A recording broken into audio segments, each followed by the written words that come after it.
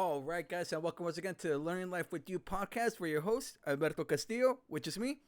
It's a pleasure to have you, and happy 2023. Happy New Year's, guys. I know it's been a long time since I've actually posted a podcast episode. I appreciate you guys for being here today, listening to me, watching me wherever you are, and just for staying in tune with me. So where do we even get started? I guess let's go ahead and let's start with the lessons that I learned in 2022 that I'm bringing into 2023. I guess really truthfully was one of the things that I learned the most and that I was trying to cope with all of last year, which led to like me delaying right in the podcast episodes, was just coping with the fragility of life and my own mortality.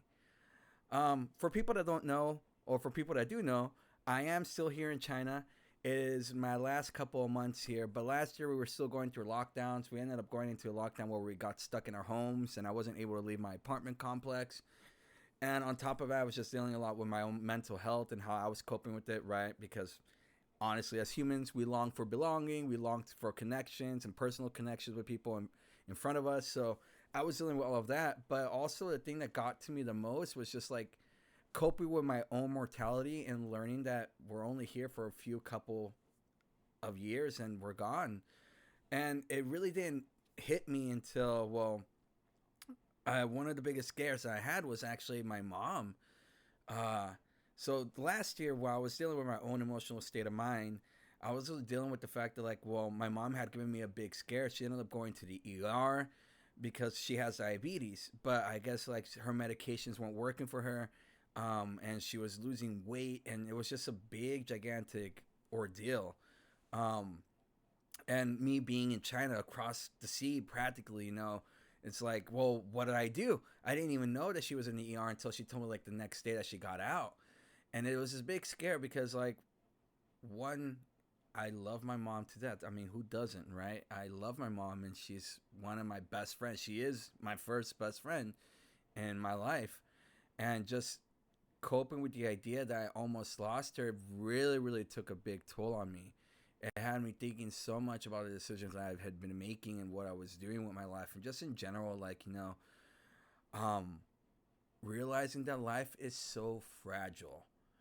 We have it here, and we always take it. I guess I always took it for granted. I'm not gonna, generalize that we always take it for granted, because who am I to know what you think, right? But it made me realize that we take it so much for granted, or that I take it so much for granted. Again, rephrasing, that I take it so much for granted, or that I had taken it so much for granted, right?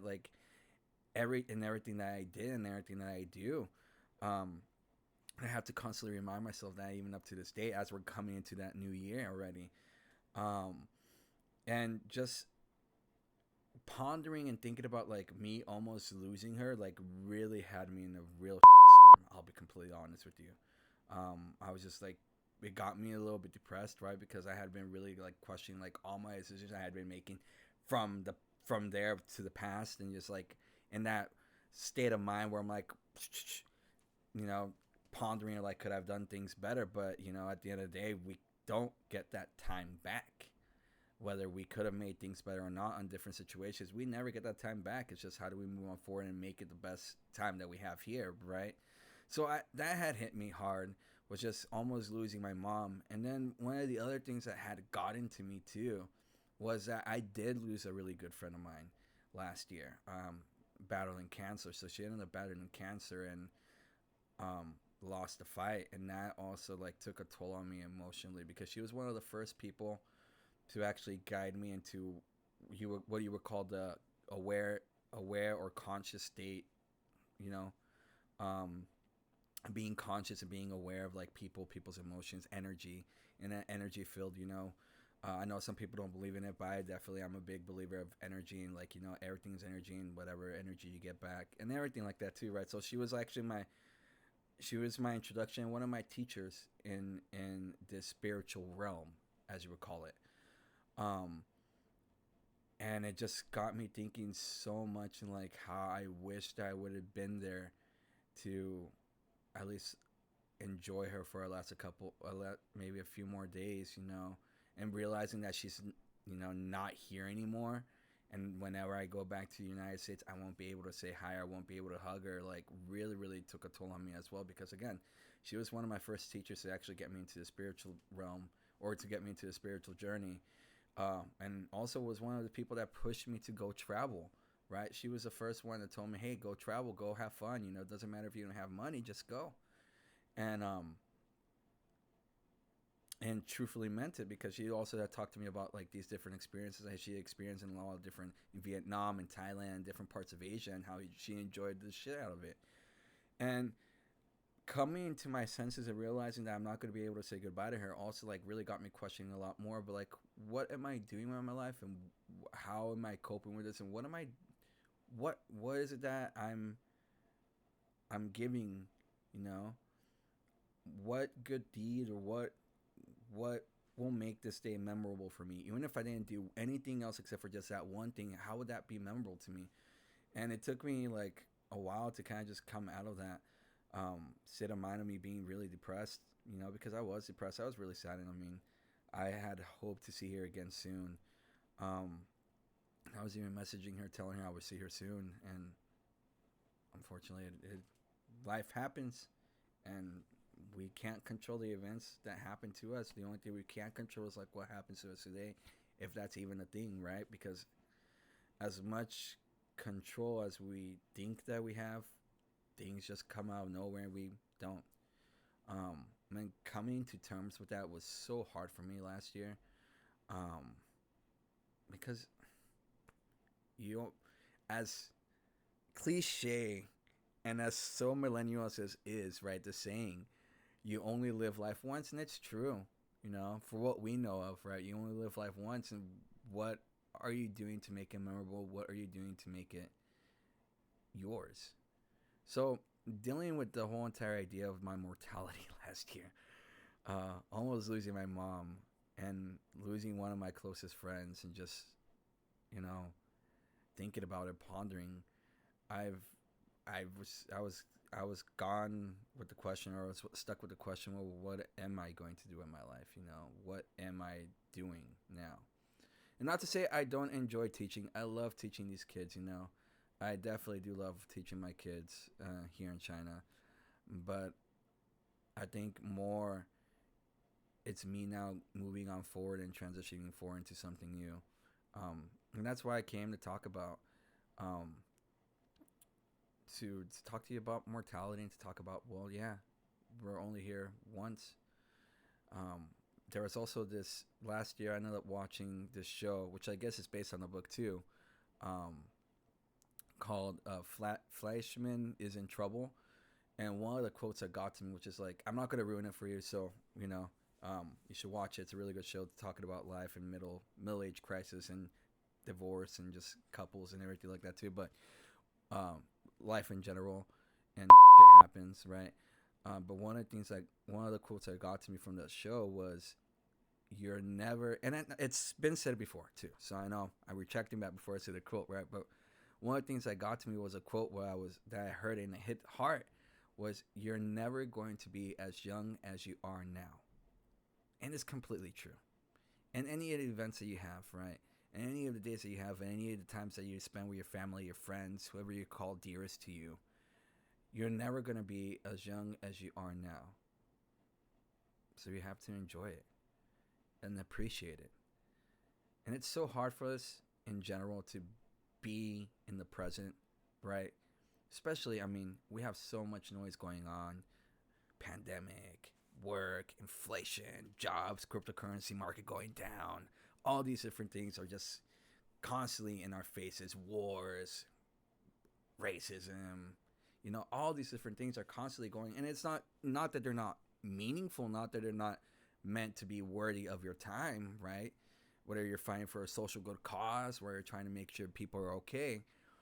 But I think sometimes now, as a reflection of society, even here in China, right? And from people that I talk to back at home, like, we're so stuck in like what's gonna attack us next, and we're so worried about what's gonna happen next, that we're not sincerely in the now. We're not appreciating how much is in front of us, right? Especially with the people that we love. That where again, our life is not promised, our days are not promised, our years are not promised.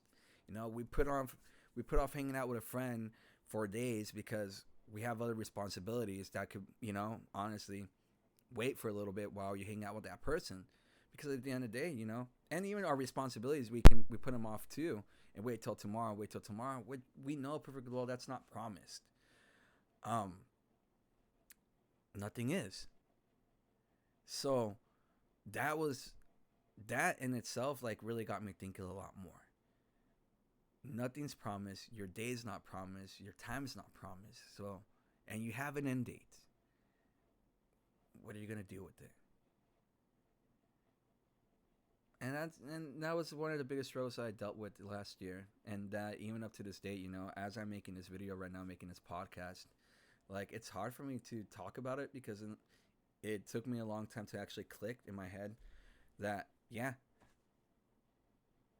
your life is not promised, so make the best out of it. And that's what I want to bring up today. Your life is not promised. You're only young. You're only as young as you are now today. Do the best that you can. Be the best that you can. Because you never know where you're going to lose your friend, lose your family member, or even lose yourself. So do something that's worthwhile for you. Go hang out with your friend. Go hang out with your family member that you love. Go do something that's exciting that makes you whole. And stop putting it off. Because again, you only live life once. And your day's never promised tomorrow. I love you guys. Thank you. Happy New Year. I'm happy to be back. I'm so excited for the next couple of episodes coming up. There's so much going on. There's so much that's going to be happening. There's a lot of changes coming up. And so we'll talk about that in the next episode. Love you guys. Thank you. Happy New Year. Happy 2023. I hope and I wish you the best year of your life. Go live it. Go have fun. And keep on crushing it. Love you guys. Peace. And stay tuned. Learning Life with You was created in association with the Human Connections Magazine, a non-profit media organization connecting the world together. Executive producer and host, Alberto Castillo. Theme music by Delflex.